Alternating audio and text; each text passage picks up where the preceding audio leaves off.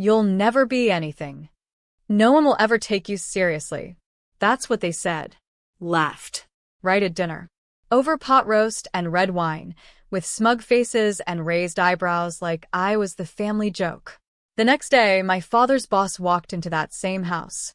He looked me dead in the eye, saluted, and said, "Good morning, Senator." Their forks dropped. My name is Claire Mitchell, and from wherever you're watching this, stay with me. Have you ever had the people closest to you look right through you, like you were invisible in your own home? That night, I felt it more than ever. It was my father's 65th birthday, some grand retirement dinner at our family estate. White linens, crystal glasses, and 25 people who hadn't called me in years suddenly pretending we were so proud of Claire. But it didn't last. My brother Paul raised a glass. To the real achievers in the family, he said. People who chose real jobs, not campaigns and Twitter arguments. Laughter followed. Even Dad chuckled. Then he added, "Sweetheart, politics isn't real work. No one takes it seriously until you're, well, someone real." Another sip of wine. Another stab to the heart. I sat there, 34, single, exhausted from 3 years of endless campaigning, building grassroots movements from scratch, going door to door in the rain just to get people to believe in something again. But at that table, I was still just Claire who writes speeches and thinks she's important. Mom leaned over at dessert and whispered, "Why don't you go back to consulting? You made good money there. These public service games, they're not who we are." I didn't cry, Didn't argue. didn't raise my voice. I just smiled and stood up, tapped my glass, and said, "Thank you all for reminding me exactly why I do what I do." They blinked. Some smirked. Paul muttered, "Here we go." I left before the cake was cut, because I knew something they didn't. That in the morning, my name was going to be on every newspaper in the state. That the governor himself had called me an hour before dinner. And that soon, they'd all be eating their words with a side of regret. I didn't sleep that night. Not because I was nervous, but because I could feel it. The shift. The turning. The moment the world changes, not with a scream, but a whisper in the dark that says, "It's time." By 6 a.m., my phone was already vibrating off the nightstand. Missed calls, texts, emails. CNN had picked it up. So had the Times. Claire Mitchell wins historic Senate seat in upset victory. Historic. The first independent woman in my state's history to ever claim that chair. And I had done it without a political dynasty, without corporate backers, without a famous last name. I did it with volunteers who knocked on 75,000 doors. With nurses and veterans and teachers by my side. With truth. And grit. At 7:10 a.m., I stepped into my childhood home. Not to gloat, but because I'd promised my father's boss, Mr. Langston, a courtesy visit before the press conference. He liked formality. And he'd always been kind to me, even when Dad rolled his eyes behind my back. When I walked into the dining room, they were still finishing breakfast. Mom, Dad, Paul, his wife Tracy, same polished expressions, same low hum of judgment. Then Mr. Langston walked in behind me. He didn't greet Dad first. Didn't even look at Paul. He went straight to me, extended his hand. "Good morning, Senator Mitchell." Then, he saluted. Military style. Sharp. Respectful. Loud enough for everyone to hear. Forks clinked against china. Mom dropped her coffee spoon. Dad's face went pale.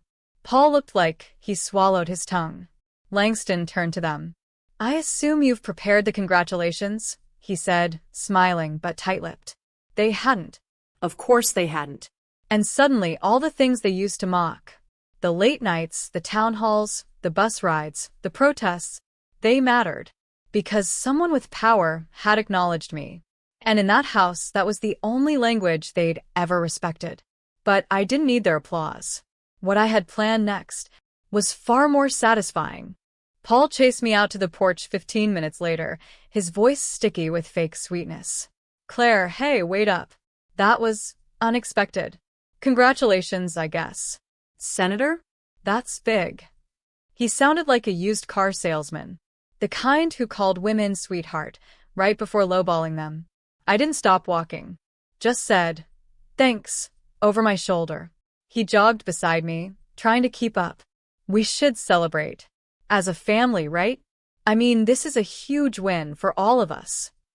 I stopped. Turned. All of us. Raised an eyebrow. "You mean us that laughed at me last night like I was a clown in a pantsuit?"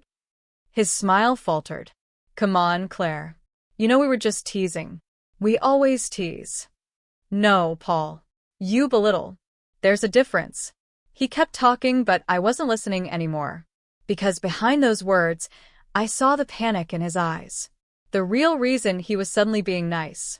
See, Paul had been working at Langston's firm for the past 2 years. He'd weaseled his way into middle management, bragging about being next in line for VP. But Mr. Langston wasn't a fool. He'd told me privately 2 months ago, Paul's days were numbered. The firm was moving in a new direction, and well, Paul wasn't it. Langston had also hinted that with my new seat, he'd be revisiting the firm's federal contract. The one worth millions. The one Paul managed. And suddenly, the man who once said I'd never be taken seriously was desperate for my approval. I could have crushed him right then. But revenge, if you do it right, isn't loud. It's a whisper, followed by silence. So I smiled. "I'm late for an interview, Paul. But hey, maybe one day you'll work on my campaign. I hear we're hiring interns." He blinked. Swallowed. I got in my car, rolled down the window. "Tell Dad I'll send him the press kit. Since he said politics wasn't real work, I'd love for him to see what real looks like." And with that, I drove off. Not toward vengeance, but something better. Victory that doesn't ask permission. I wasn't even out of the driveway when Mom's text came through. "Proud of you. Call me." I stared at it like it might bite. Proud? Where was that pride when I came home crying at 17 because my campaign flyers were ripped down? Where was her pride when Dad told the family I was just playing pretend politics while Paul handled real business? No. This wasn't pride. This was proximity to power. I didn't reply. Instead, I turned up the volume on the radio. Local news was already covering my win, calling it a political earthquake. A changing of the guard. I smiled. Then I pulled into my campaign office downtown. My team was buzzing, dozens of text calls, cameras being set up, interviews lined up back to back. But I only cared about one thing that day. The education budget hearing. The one Dad had laughed at me for even proposing. He once said, "You can't fix the system, Claire. Just get a real job." Well, I had one now. And that morning, I walked into the Capitol with a fully drafted bill in my hand, co-sponsored by 3 senators, backed by the union, and funded by cuts to Dad's firm's bloated government contract. When I laid it on the desk in that marble chamber, every lobbyist in the room froze. Because I wasn't just Senator Mitchell. I was the girl who knew where the bodies were buried, who knew how the money flowed, and exactly who had padded their pockets, including the firm Paul worked for, including the contractor my father mentored. You could feel the tension shift in the room. They used to say my name like a punchline. Now they said it like a warning. And I hadn't even started yet. That night, as I left the building, my phone rang. Unknown number. I let it go to voicemail. Later, I listened. It was Dad. His voice was thin. Tight. "Claire, I saw what you did today. We should talk. Maybe we misunderstood each other." Misunderstood? No. He understood perfectly. He just never thought the girl in his shadow would be the one casting it. 3 days later, Dad showed up at my office. No call. No appointment. Just appeared. He looked smaller. Not physically, but like something inside him had been hollowed out. He waited by the receptionist's desk like a stranger. I let him wait. For 26 minutes. Then I walked out, clipboard in hand, pretending I was in a rush. Because I was. But not for him. "Claire," he said, standing too quickly. 5 minutes. That's all I ask. I looked him dead in the eyes. 5 minutes. That's all I gave you 12 years ago. Remember? When I asked if I could take a leadership role at the company and you laughed. Said I should let the men handle the future. He shifted, embarrassed. Things were different then. No, Dad. You were different. I was always like this. You just didn't see it. I could feel my staff watching. But I didn't care. Let them hear. Let them witness. He sighed. Look, I get it. I was wrong. But you're a senator now. That's huge. You don't have to punish us. Punish? Like my life had been some kind of revenge fantasy. Like I hadn't bled and clawed and burned through every ounce of dignity just to survive being his daughter. You don't get to frame this as punishment, I said quietly. You gave Paul the company. You gave him your name, your money, your support. All I had was silence and spite. That was your choice. This, I gestured around, was mine. He nodded, swallowing hard. Then he reached into his coat pocket and pulled out a folder. Langston's firm is collapsing. Paul, he's on the verge of being let go. There's a contract under review, and we know it's tied to your education bill. If you could just... I didn't even take the folder. I leaned in, smiling faintly. You remember what you said when I asked for help after grad school? When I begged for a job? He looked at me, silent. You said, life isn't fair, Claire. Grow up. I turned to go, but paused. Looks like you're finally growing up, too. And just like that, I walked away. The daughter he tried to silence had become the woman whose silence now spoke louder than his name. The next blow didn't come from me. It came from the ethics committee. Turns out, one of the firms bidding for the state school contracts had ghost subsidiaries tracing back to guess who? Langston Holdings. The same firm Paul now ran. Thanks to Daddy's blessing. My office didn't have to lift a finger. Journalists did the rest. Within 48 hours, the headlines were everywhere. New senator's bill exposes decade-long embezzlement ring. Langston tied to shell accounts through senator's father's former company. And my phone rang nonstop. Not with panic. With congratulations. From senators. From watchdog groups. Even from people I hadn't heard from in years. But not from Paul. Not until the morning the feds raided Langston's offices. That morning, he called me from a blocked number. I answered. I don't know why. Maybe to hear it. To finally hear the fear in his voice. Claire, he said, breathless. You have to make it stop. Make what stop? All of it. The investigation. The press. They're digging into everything. They pulled my emails. My wife is freaking out. My job's on the line. Dad's a mess. He hasn't slept. You proved your point, okay? I let the silence grow. Just long enough to feel the weight of his unraveling. Then I said calmly, I didn't prove my point. You did. By doing exactly what Dad taught you to do. Cut corners, hide secrets, and assume the world would clean up after you. His voice broke. I could go to jail. I didn't flinch. You should have thought about that before you raised your glass to a room full of people and toasted to the real heir of the Mitchell name. I hung up, and for the first time since that cursed dinner, I exhaled. This wasn't about revenge anymore. This was about cleansing. Purging years of silence.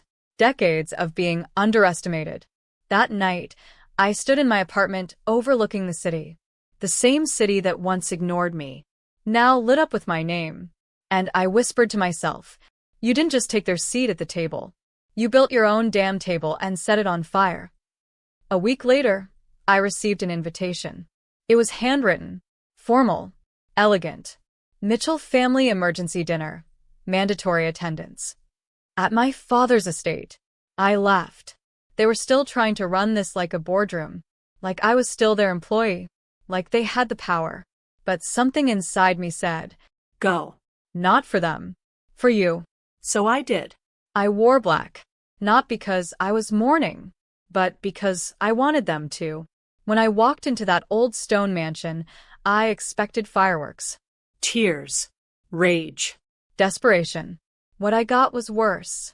Silence. Paul was already seated. He looked like a ghost. Thinner. Pale. Sweating through his collar. My mother tried to smile, lips trembling. And Dad? He stood when I entered. For the first time in my life, he stood for me. Claire, he said, voice low. Thank you for coming. I sat without a word. Let them speak first. Paul cleared his throat. I lost the job. The board let me go. We had to put the house on the market. Dad nodded solemnly. The firm is under full investigation. I've retained a lawyer.